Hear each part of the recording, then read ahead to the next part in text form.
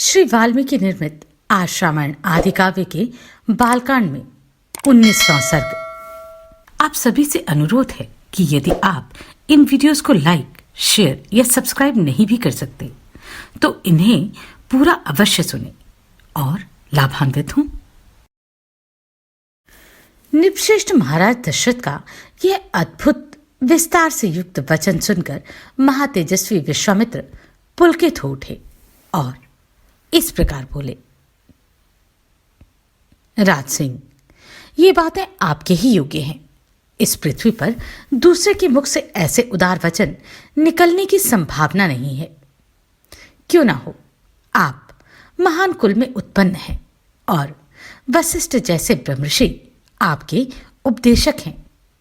अच्छा, अब जो बात मेरे हृदय में है उसे सुनिए। नृपश्रेष्ठ, सुनकर इस कार्य को अवश्य पूर्ण करने का निश्चय कीजिए। आपने मेरा कार्य सिद्ध करने की प्रतिज्ञा की है। इस प्रतिज्ञा को सत्य कर दिखाइए। पुरुष प्रवर, मैं सिद्धि के लिए एक नियम का अनुष्ठान करता हूं। इसमें इच्छानुसार रूप धारण करने वाले 2 राक्षस विघ्न डाल रहे हैं। मेरे इस नियम का अधिकांश कार्य पूर्ण हो चुका है। अब उसकी समाप्ति के समय वे 2 राक्षस आदम के हैं। उनके नाम है मारीच और सुबाहु। वे दोनों बलवान और सुशिक्षित हैं। उन्होंने मेरी यज्ञवेदी पर रक्त और मांस की वर्षा कर दी। इस प्रकार उस समाप्त प्राय नियम में विघ्न पड़ जाने के कारण मेरा परिश्रम व्यर्थ गया और मैं उत्साहहीन होकर उस स्थान से चला आया। पृथ्वीनाथ, उनके ऊपर अपने क्रोध का प्रयोग करूं, उन्हें शाप दे दूं, ऐसा विचार मेरे मन में नहीं आता, क्योंकि वह नियम ही ऐसा है जिसको आरंभ कर देने पर किसी को शाप नहीं दिया जाता। अतः नृपश्रेष्ठ, आप अपने काक पच्छधारी सत्य पराक्रमी शूरवीर ज्येष्ठ श्री राम को मुझे दे दे। ये मुझसे सुरक्षित रहकर अपने दिव्य तेज से उन विघ्नकारी राक्षसों का नाश करने में समर्थ है। मैं इन्हें अनेक प्रकार का श्रेय प्रदान करूंगा, इसमें संशय नहीं है। इस श्रेय को पाकर ये तीनों लोकों में विख्यात होंगे। श्री राम के सामने आकर वे दोनों राक्षस किसी प्रकार ठहर नहीं सकते।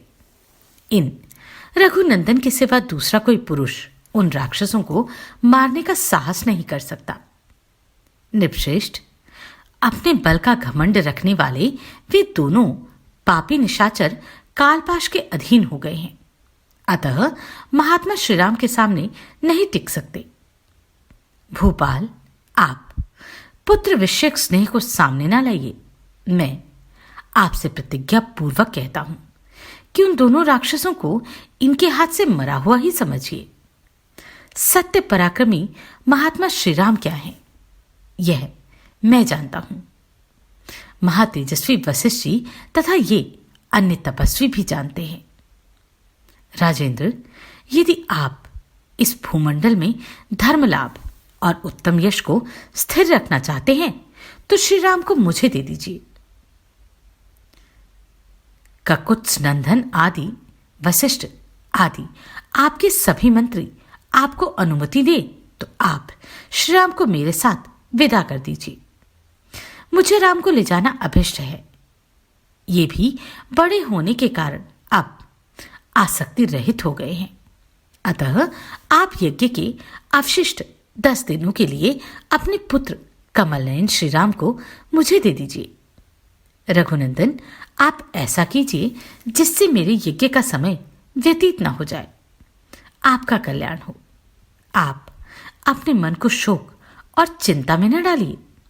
यह धर्म और अर्थ से युक्त वचन कहकर धर्मात्मा महातेजस्वी परम बुद्धिमान विश्वामित्र जी चुप हो गए।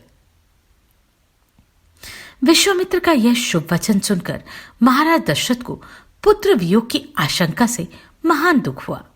वे उससे पीड़ित हो सहसा कांप उठे और मूर्छित हो गए।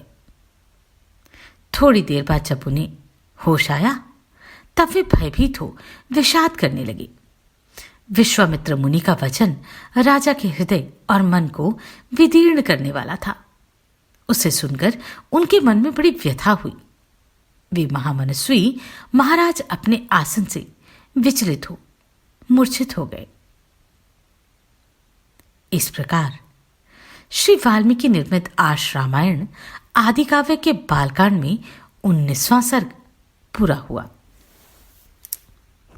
आप सभी को कोटि कोटि साधुवाद। आपने इन वीडियोस को इतना प्रेम दिया।